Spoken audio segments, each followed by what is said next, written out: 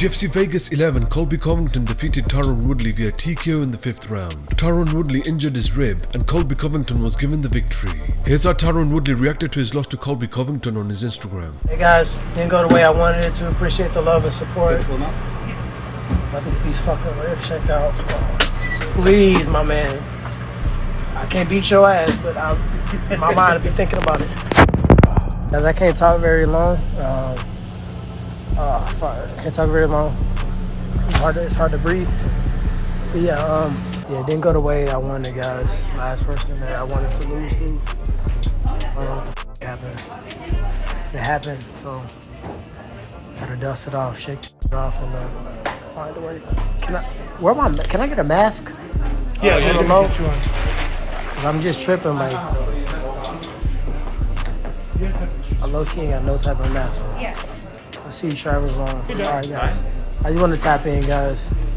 Love you guys. Appreciate you guys. Here's what Colby Covington had to say about his performance at the post-fight press conference. I felt pretty good, but, I'm my own toughest critic. I know I can do better, but, it's still better than everybody else in this division. No one's finished him like that. Everybody's taking the scorecards. He was done at the end of the 3rd round. He was ready to quit. He told his coaches he was done, so... that was the worst decision he ever made, showing up to fight me. Almost worse is him not getting a prenup with his last ex-wife. And speaking of prenups, where's Jorge Masvidal up? I know he should have got a prenup with his ex-wife, so he needs to come see me for all the talking he's done. Come see if he can walk the walk.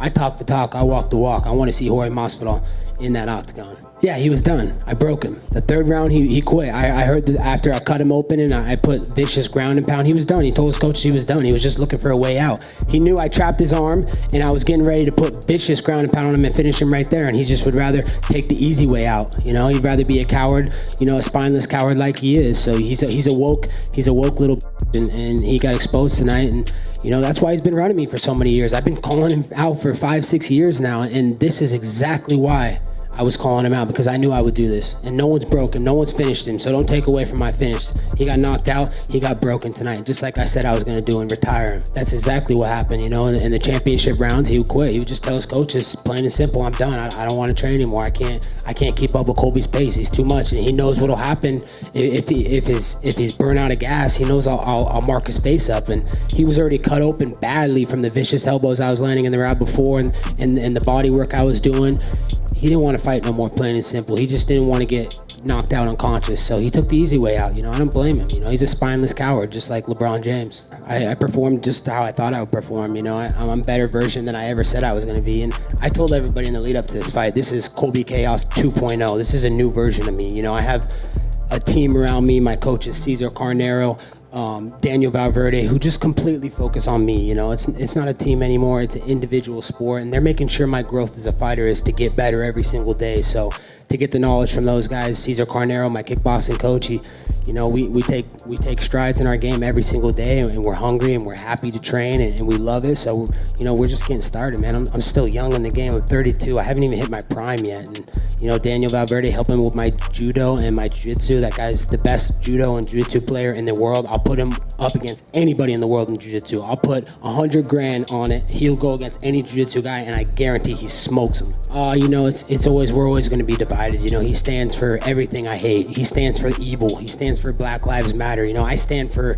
America. I stand for dedicating this victory to all the law enforcement out there, all the military, all the people that put their lives on the line every day to protect our freedoms and to keep our communities safe. So, he doesn't stand up for that stuff. He hates that. He wants to defund the police, and it's a shame. So I'll never be friends with a guy like that. He stands for everything that is against America. He doesn't like America. He doesn't stand up for the rights of America. He doesn't stand up for law enforcement officers. He wants to defund the police.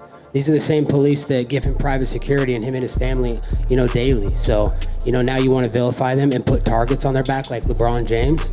These guys are heroes, man. These guys are real celebrities. So, we need to give a shout to law enforcement and stop trying to vilify them. Here's what Dana White had to say about the main event at the post-fight press conference. Yeah, this was a fight that Usman versus Colby's one of the best fights I've ever seen.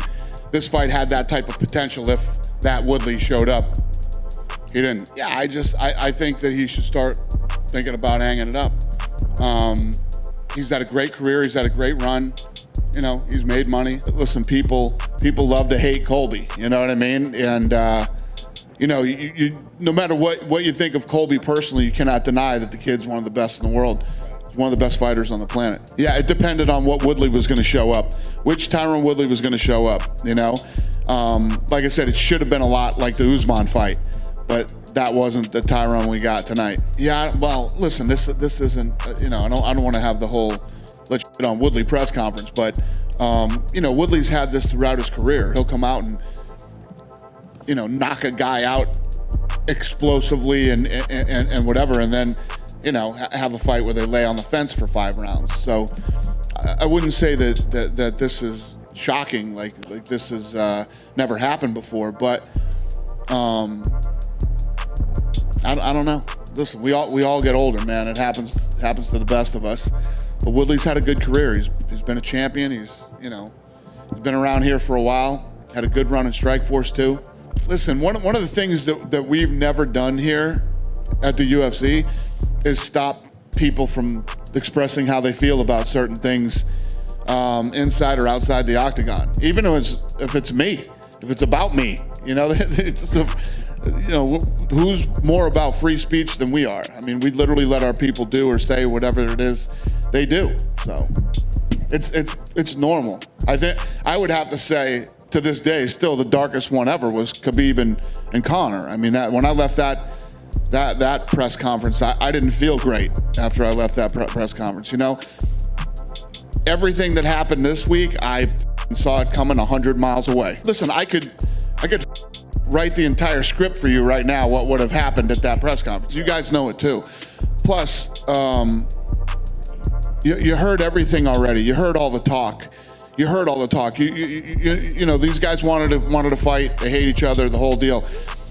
The Conor Khabib thing you didn't see coming. I didn't see that coming. It was very weird and very dark. That's one of the weirdest ones ever. But again, my point in saying that is we've never stopped anybody from expressing themselves and saying how they feel.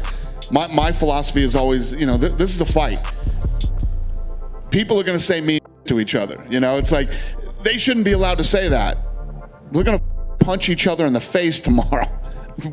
What could they possibly say that would be, you know, this is a fight game. I don't believe in all that.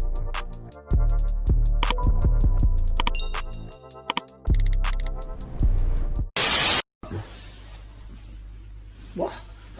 What'd you say? You getting smart there? We accept Roy. What? If Conor McGregor wants to fight. No problem, mate, yeah? No problem. A proper fight, but